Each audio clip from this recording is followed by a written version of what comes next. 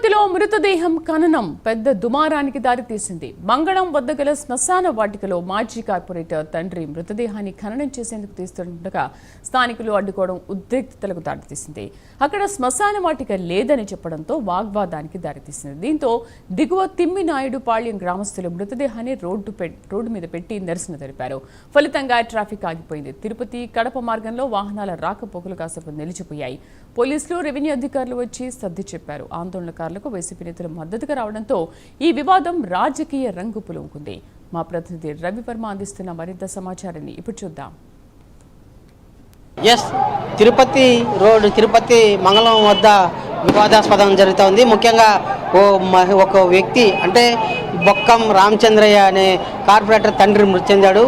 అతన్ని ఇవాళ ఖననం చేసేందుకు శ్మశానానికి స్థలం లేదని చెప్పేసి స్థానికులు అడ్డుకోవడంతో వివాదం ఎక్కువైంది. ఈ వివాదం కారణంగానే శవాన్ని రోడ్డుపై బైఠాయించి నిరసన వ్యక్తం చేస్తున్నారు. మనం చూడొచ్చు, దాదాపు మంగళం వద్ద దాదాపు గంట సేపు శవాన్ని రోడ్డుపై బైఠాయించి రోడ్డుపైన పెట్టి నిరసన వ్యక్తం చేస్తూ వస్తున్నారు. దీని కారణంగానే ఈ కడప మార్గంలో అంటే తిరుపతి నుంచి కడపకి వెళ్ళే మార్గంలో ట్రాఫిక్ తీవ్ర అంతరాయం కలిగిందని చెప్పి కూడా తెలుస్తూ ఉంది. గంటల తరబడి వాహనాలు అయితే ఆగిపోయాయి. అయితే ముఖ్యంగా మంగళంలో ఉన్నటువంటి స్థానికులకు ఇదే ప్రాంతంలోనే శ్మశానం ఉండేది ఇదివరలో. అయితే ఇప్పుడున్నటువంటి పరిస్థితి ఏంటంటే నగరం అభివృద్ధి చెందుతున్న క్రమంలోనే శ్మశానం లేదని చెప్పి కట్టడాలు వెళ్తాయి. దీని కారణంగానే ఖననం చేసేందుకు అంటే మృతదేహాలను ఖననం చేసేందుకు శ్మశానం లేదన్న కారణంతోనే ఇవాళ రోడ్డుపై బైఠాయించి స్థానికులు నిరసన వ్యక్తం చేస్తున్నారు. దాదాపు గంట సేపు వ్యక్తం చేస్తున్నారు. సో దీనికి వైసీపీ నాయకులు కూడా మద్దతు తెలిపారు. ముఖ్యంగా స్థానికంగా ఉన్నటువంటి వారికి ఇలాంటి శ్మశానం కూడా చివరకు లేకుండా చేస్తున్నారు. అలాంటి ఆక్రమణలకు గురవుతూ ఉంది. ఈ ఆక్రమణల కారణంగానే శ్మశానాలను సైతం ఆక్రమించుకునేసి ఇవాళ స్థలం లేకుండా పోయిందని చెప్పేసి స్థానికులందరూ కూడా నిరసన వ్యక్తం చేస్తున్నారు. మనం చూడొచ్చు, రోడ్డుపై బైఠాయించి నిరసన వ్యక్తం చేస్తున్న క్రమంలోనే ఇక్కడ దాదాపు గంటల తరబడి ట్రాఫిక్ అంతరాయం కలిగింది. మనం స్థానికులతో మాట్లాడించే ప్రయత్నం చేస్తాం. సార్ ఎందుకు ఇక్కడ నిరసన వ్యక్తం చేస్తారు? ప్రస్తుతానికి ఇక్కడ చూస్తుంటే అసలు దళిత నాయకుడిగా ఉన్న వ్యక్తి శవాన్ని కూడా ఖననం చేయడానికి గ్రామస్తులు అడ్డుపడుతున్న సందర్భంగా వీళ్ళకి అండగా నిలుస్తున్న కూటమి నాయకుల ప్రవర్తన తీరు ఈరోజు తేటతెల్లమవుతున్నది.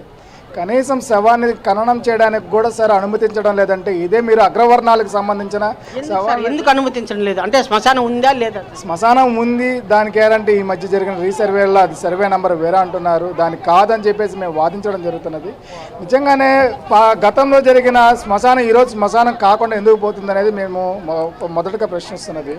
ఈరోజు మీరు నిజంగానే అడ్డుకోవడానికి కూడా కారణం మీరు స్పష్టంగా తెలియజేయాలి. దానికి తగ్గ ఆధారాలు కూడా ఎవరు చెప్తున్నారు శ్మశానం కాదని ఎవరు చెప్తున్నారు సార్? అక్కడ శ్మశానం కాదనేసి అక్కడ స్థానికులుగా ఉన్నటువంటి వ్యక్తులు చెప్పడం జరుగుతున్నది. వాళ్ళ వెనకాల నుండి నడిపిస్తున్నది పూర్తిగా ముమ్మాటికి కూటమి నాయకులు. ఈరోజు మీరు తిరుపతి మొత్తం కూడా చూసుకుంటే ఏ విధంగా భూ కబ్జాలు జరుగుతున్నాయి, దందాలు జరుగుతున్నాయి అనేది ప్రతి ఒక్కరికి తెలుసు. ఈరోజు శ్మశాన వాటికను కూడా సరే అంచెలంచెలుగా ఎంఆర్ఓ దృష్టికి తీసుకెళ్లారు సార్. ఈరోజు తహసీల్దార్ గారు ఇక్కడే ఉన్నారు. తహసీల్దార్ గారు కూడా ఉండి దాన్ని షార్ట్అవుట్ చేయలేకపోతున్నారంటే ఈరోజు నాయకుల చెప్పు చేతుల్లో అధికారులు ఉన్నారని చెప్పడానికి ఇది ఒక ఉదాహరణగా చెప్పుకోవచ్చు అండి. అంటే ముఖ్యంగా అంటే శ్మశానాన్ని మృతదేహాన్ని ఖననం చేసేందుకు కూడా శ్మశానం స్థలం లేదని చెప్పేసి ఒక భావన అయితే వ్యక్తమవుతోంది. అందుకనేసి ఇవాళ గంటల తరబడి ఈ రోడ్డుపై బైఠాయించి తమకు శ్మశానానికి ఇదివరలో గ్రామాచారం ప్రకారం చేస్తున్నటువంటి శ్మశాన వాటికల్లోనే ఖననం చేయాలి, అందుకు అనుమతించాలని చెప్పి కూడా స్థానికులందరూ నిరసన వ్యక్తం చేస్తున్నారు. ఇంకా అధికారులు అయితే సర్వేను పిలిపించి సర్వే నంబర్లు కూడా చెక్ చేస్తున్నారు.